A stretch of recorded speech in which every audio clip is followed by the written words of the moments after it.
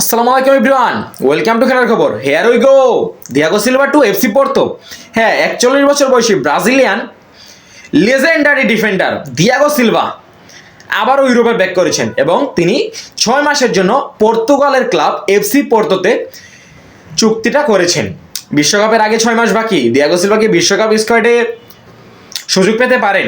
দেখেন, ফ্লুমিনেন্সে Diego silver যে ফর্মটা ছিল সেটা যদি তিনি এফসি পোর্তোতে ক্যারি করে নিয়ে আসতে পারেন, তাহলে বিশ্বকাপের দলে যদি কার্লো আনচেলত্তি দিয়াগো সিলভার নাম ডেকেও ফেলে, অবাক হওয়ার মতো কিছু থাকবে না ভাই।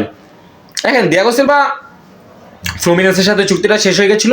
এই মুহূর্তে তিনি ইউরোপে ব্যাক করতে চাইছিলেন তার ফ্যামিলির পাশাপাশি থাকার জন্য। তার ফ্যামিলি ইংল্যান্ডে অবস্থান করতেছেন, ওখানেই থাকে তার ফ্যামিলি, তার ছেলের ওখানে পড়াশোনা করে।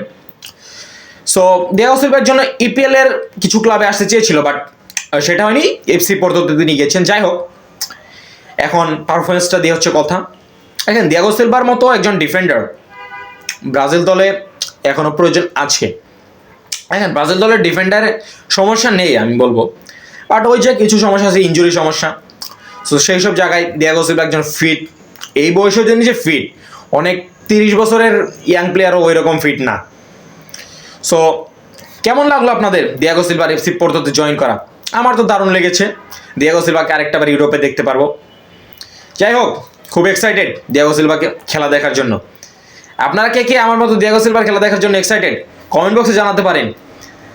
ধন্যবাদ সবাইকে। আল্লাহ হাফেজ।